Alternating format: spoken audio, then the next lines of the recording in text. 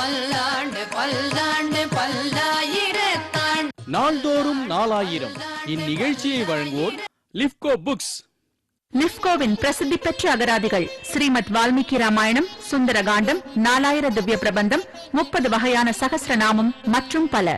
சிறந்த பணிவுள்ள வைணவ துறவியாக, சிறந்த வாக்குவன்மையும் சமயோசித அறிவும் உள்ளவராக, சிறந்த இறையருள் பெற்ற செயலாற்றல் மிக்கவராக, சிறந்த மனிதநேயம் மிக்க மகானாக, பகவத் ராமானுஜரின் சஹசிராப்தி வைபவம் புகழ்பெற்ற லிப்கோ நிறுவனத்தாரால் மிகச் சிறப்பாக கொண்டாடப்பட உள்ளது. பள்ளி மாணவர்களுக்கான ஒப்பித்தல் போட்டி, கட்டுரை போட்டி, ராமானுஜ ரத யாத்திரை, ஆன்மீக கண்காட்சி, மகாநாடு முதலிய பல்வேறு நிகழ்ச்சிகள் நடைபெற உள்ளன. அனைவரும் கலந்து கொள்வோம், ஆச்சாரியன் அருள் பெறுவோம்.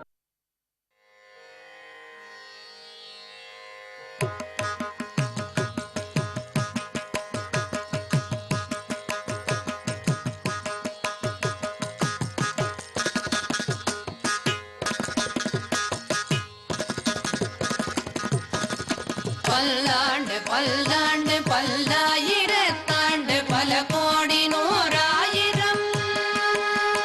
பல்லாண்டு பல்லாண்டு பல்லாயிரத்தாண்டு பல கோடி நூறாயிரம். மல்லாண்டு திண்போள் மணிவண்ணவும் செவ்வடி செவ்வி திருக்காப்பு.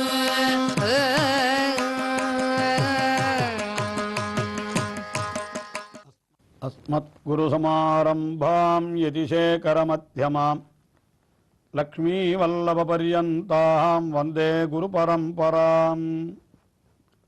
ஆழ்வார்கள் வாழி அருளிச் செயல் வாழி, தாழ்வாதுமில் குறவர்தாம் வாழி. ஏகழ்வாறு முய்ய அவர்கள் உரைத்தவைகள் தாம் வாழி, செய்யமறை தன்னுடனே சேர்ந்து. திருமந்திர உபதேசம் பெற்ற திருமங்கை ஆழ்வார் திவ்ய தேசங்களை அனுபவிக்க தொடங்கி முதலிலே திருப்பிரிதி என்கிற திவ்ய தேசத்தை மங்களாசாசனம் செய்கின்றார். இந்த திருப்பிரிதி என்கிற திவ்ய தேசம் நம்முடைய தேசத்தினுடைய வட கோடியிலே எங்கோ இமயமலையினுடைய உச்சியிலே அமைந்திருக்க வேண்டும். அந்த திவ்ய தேசம் நமக்கு இப்பொழுது கிடைக்கவில்லை என்றுதான் பெரியோர்கள் காட்டியிருக்கிறார்கள் என்பதற்கான காரணங்களையும் நான் வரிசையாக தெரிவித்து வருகிறேன். இந்த திவ்யதேசத்தை பற்றின பாசுரங்களிலே ஆழ்வார் நதிகளினுடைய பிரஸ்தாபம், அதாவது கங்கை முதலான நதிகளை பற்றி அருளி செய்யாமல் அவர் இமயத்துள் திருப்பிரிதி என்றே அருளி செய்தபடியினாலே அது இமயத்திலே இருக்கிறது, கங்கையினுடைய உற்பத்தி ஸ்தானத்திற்கும் மேலே இருக்கிறது என்று ஒரு அர்த்தம் காட்டியிருக்கிறார்கள். அது மட்டுமல்லாமல் இந்த பாசுரங்களிலே எல்லாம் அவர் வேங்கை புலிகள், அதே போல காட்டு பன்றிகள், மதம் பிடித்த யானைகள், சிங்கங்கள் என்று துஷ்ட மிருகங்களை பற்றி தெரிவித்திருக்கிறார். ஆக இது ஒரு நகரத்துக்குள்ளே இருக்கக்கூடிய திவ்ய தேசமாக இல்லை, மிகவும் அதாவது அடர்ந்த காட்டிற்குள்ளே உட்புறத்திலே அமைந்திருக்கிற திவ்ய தேசம் என்று அதையும் நாம் தெரிந்து கொள்ளலாம்.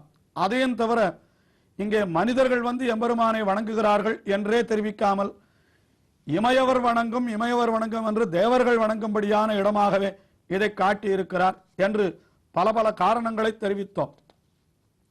அப்படிப்பட்ட அந்த திருப்பிரிதி என்கிற திவ்ய தேசத்தை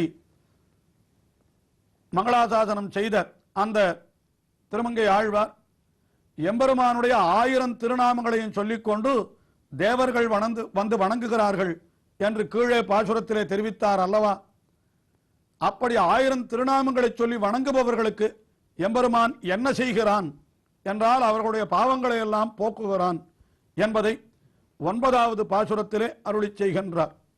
1000 நாமங்களுணர்ந்தவர்க்கு உருதுயரடையாமல் ஏதமென்னின் அருளும் பெருந்தகை இருந்த நல்லிமயத்தே பாதி மல்கிய பிண்டி விண்டவர்கின்ன கடல் புற எழில் நோக்கி வேத வண்டிகளெறியன பெறுவரே பிரிதி சென்னடனென்றே. ஓதி 1000 நாமங்கள் உணர்ந்தவர்க்கு என்றால் அந்த 1000 திருநாமங்களையும் ஓதி அது உணர்ந்தவர்க்கு என்னால் அதனுடைய அர்த்தத்தையும் உணர்ந்தவர்கள், கருத்தையும் உணர்ந்தவர்கள், அதிலே சொல்லப்படுகின்ற எம்பெருமானுடைய திருக்கல்யாண குணங்கள் அனைத்தையும் நன்றாக அறிந்து கொண்டவர்கள். அப்படிப்பட்டவர்களுக்கு ஒரு துயர் அடையாமல், அவர்கள் செய்த பாபத்தின் பலனாக அவர்கள் துன்பத்தை அடைய வேண்டாமல் எம்பெருமான் அனுகிரகிக்கிறான். அதிலேயும் ஏதுமின்றி என்று ஒரு பாடம் உண்டு. ஏதமின்றி நின்னருளும் என்றால், ஏதமென்னால் எந்த விதமான பாவங்களும் அவர்களுக்கு இல்லாதபடி என்று பொருள். ஏதுமின்றி என்னால் இவர்களிடத்திலே நன்மை எது இல்லை என்றாலும் இவர்கள் 1000 நாமங்களை சொன்னதுவே காரணமாக எம்பெருமான் என்ன செய்கிறானாம், இவர்களுக்கு அருள் புரிந்து விடுகிறானாம். ஏதுமின்றி என்னால் நிர்ஹேதுகமாக, அதாவது எந்தவித காரணமும் இல்லாமல் நின்று அருளும், நமக்கெல்லாம் நிலைத்து நின்று அருளை செய்கின்றான் எம்பெருமான். அவன் எழுந்தருளி இருக்கிற இடம்தான் இந்த திருப்பிரிதி என்கிற திவ்ய தேசம். ஏதுமின்றி நின் அருளும் நின்றருளும் பெருந்தகை இருந்த நல் இமயம். அந்த இமயத்துக்குள்ளே என்ன நடக்கிறது என்றால் ஒரு இயற்கை காட்சியை வர்ணிக்கிறார். தாது மல்கிய பிண்டி என்னால் நிறைய தாதுக்கள் எல்லாம் சேர்ந்திருக்கக்கூடிய பிண்டி என்னால் அசோக மலர். அந்த பிண்டி விண்டு அலர்கின்றது. நன்றாக அந்த அசோக மலரானது அப்படி மலர்கின்றதாம். அது அப்படி அசோக மலர் நன்றாக சிவந்து இருக்கிறபடியினாலே அது மலருகின்ற பொழுது பார்க்கிற பொழுது வெகு தூரத்திலிருந்து பார்த்தால் ஏதோ நெருப்பு கொழுந்து விட்டு எரிவது போலே தோன்றுமா. 6 அறிவு படைத்த மனிதர்களுக்கே கூட அப்படி தோன்றும் என்றால் 5 அறிவு படைத்த அந்த ஜந்துக்கள் என்ன செய்யும்?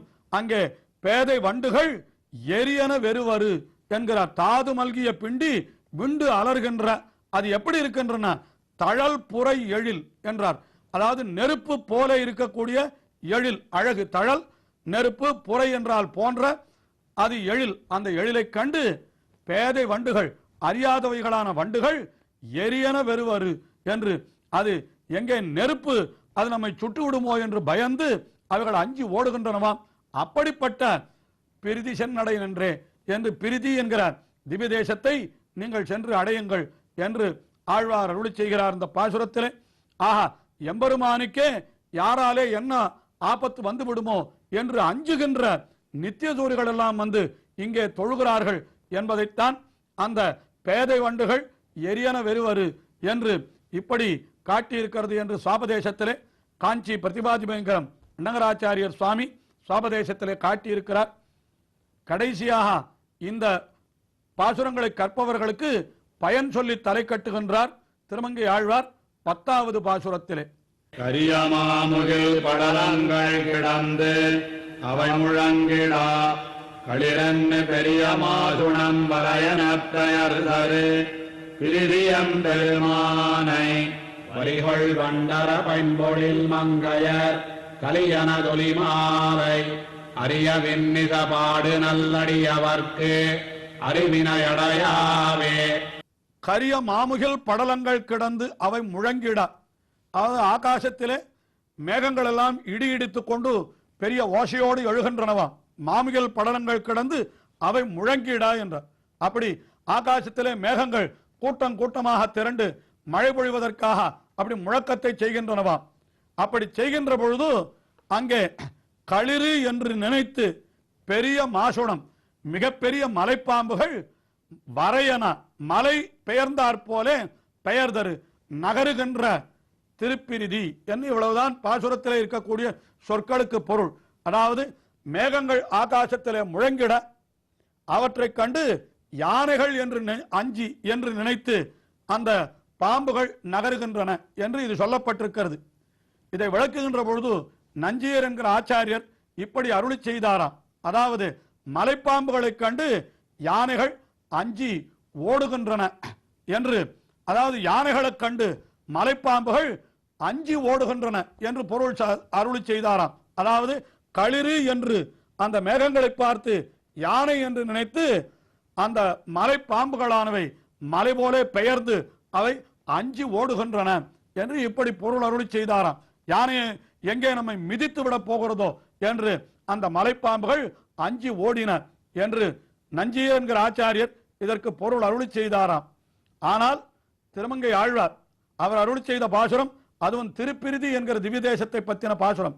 இந்த பாசுரத்திலே அது மிகப்பெரிய மலைகள், அதிலே இருக்கக்கூடிய மிகப்பெரிய மலை பாம்புகள் அவர்களை பற்றி சொல்லி இருக்கிறபடியினாலே இப்படி பொருள் கொள்ள வேண்டிய அவசியமில்லை என்று நினைத்த நஞ்சியருடைய சீடர் நம்பள்ளை என்பவர் அவர் என்ன தெரிவித்தாராம், யானைகளை கண்டு மலைப்பாம்புகள் அஞ்சி ஓடுகின்றன என்று சொல்வதை காட்டிலும் அந்த யானைகள் தங்களுக்கு ஆகாரமாக கிடைத்தபடியினாலே மிகவும் மகிழ்ச்சியோடு அந்த யானைகளை விழுங்குவதற்காக மலைப்பாம்புகள் செல்லுகின்றன என்று இப்படி சொல்லலாமே.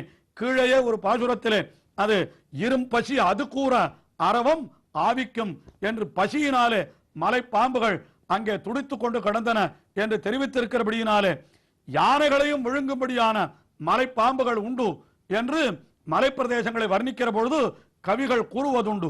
கம்பர் கூட கம்ப ராமாயணத்திலே இடிகள் வேழத்தை எயிற்றுடன் எடுத்து உடன் விழுங்கும் கடிய மாசுணம் என்று சித்திரக்கூட்ட மலையிலே இருக்கக்கூடிய பாம்புகள் யானைகளை விழுங்கக்கூடியவை என்றெல்லாம் தெரிவித்திருக்கிறார் பிற்காலத்திலே.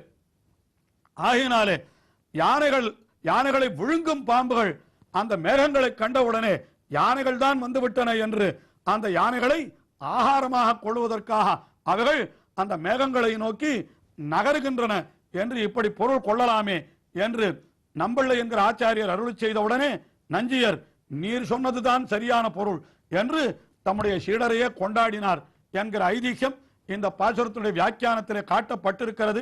அப்படி அந்த பெரிய மலை பாம்புகள் வரையன பெயர் தரு அப்படி நகர்ந்து செல்லக்கூடியதான அந்த பிரிதி என்கிற திவ்ய தேசம், அதாவது எம்பெருமான் மிகவும் பிரீத்தியோடு எழுந்தருள் இருக்கிற இடமாகினாலே அதற்கு பிரீத்தி என்கிற திருநாமமே ஏற்பட்டு விட்டது. அதுதான் தமிழிலே பிரிதி என்று வழங்கப்படுகிறது என்று கூட சொல்லுகிறார்கள். அப்படிப்பட்ட பிரிதி எம்பெருமானை பாடினவர் யார் என்றால் அவர்தான் திருமங்கை ஆழ்வார் என்று வரிகொள் வண்டரை பைம்பொழில் மங்கையர் கலியன் என்று திருமங்கை நாட்டிற்கு தலைவன்.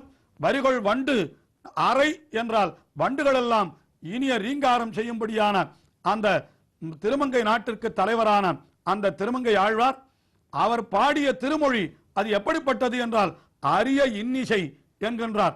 திருமங்கை ஆழ்வார் இருக்கிற ஊரிலே வண்டுகளும் ரீங்காரம் செய்கின்றன என்றால் அந்த வண்டுகள் பாடுகின்ற ஊரிலே பிறந்த ஆழ்வார் அவர் பாடுகின்ற பாடல் அரிய இன்னிசையாக இல்லாமல் வேறு எப்படி இருக்கும்? அந்த ஊரிலே பிறந்தவர்களுக்கே இசை என்பது இயற்கையாக ரத்தத்திலேயே ஊறி இருக்கும் என்று சொல்லுவதுண்டு. ஆழ்வாரே அதை அருளி செய்வதாக நாம் கொள்ளலாம். அப்படிப்பட்ட அரிய இன்னிசையான இ10 பாசுரங்களை பாடும் நல்லடியவர்களுக்கு அருவினைகள் நெருங்காது, பாவங்கள் அவர்களிடத்திலே வந்து சேரவே சேராது. அத்தனை பாவங்களையும் எம்பெருமான் போக்கி விடுவான் என்பதை கீழ்ப்பாசுரத்திலேயே ஏதுமின்றி நின்னருளும் நம் பெருந்தகை என்று அருளி செய்தார் அல்லவா. ஆகினாலே அந்த திருப்பிரிதியிலே இருக்கிற எம்பெருமானை பற்றிய இந்த 10 பாசுரங்களை பாடுபவர்களுக்கு என்ன கிடைக்கும் என்றால் அரிய விண்ணிசை பாடு நல்லடியவர்க்கு அறிவினை அடையா என்று அவர்களுக்கு பாவங்கள் வந்து சேரா. அவர்கள் எம்பெருமானுடைய திருவடிகளை நிச்சயம் காண பெறுவர் என்பதாக இந்த 10 பாசுரங்களை கற்பவர்களுக்கு பலன் சொல்லி இந்த திவிதேசத்து அனுபவத்தை தலை கட்டினார் ஆழ்வார். அடுத்தபடியாக இந்த திவிதேசத்திற்கு தெற்கே அமைந்திருப்பதான பதரிகாசிரமம் என்கிற திவிதேசத்தை அனுபவிக்க தொடங்குகிறார். அதை தொடர்ந்து அனுபவிப்போம். திருமங்கை ஆழ்வார் திருவிழிகளே சரணம்.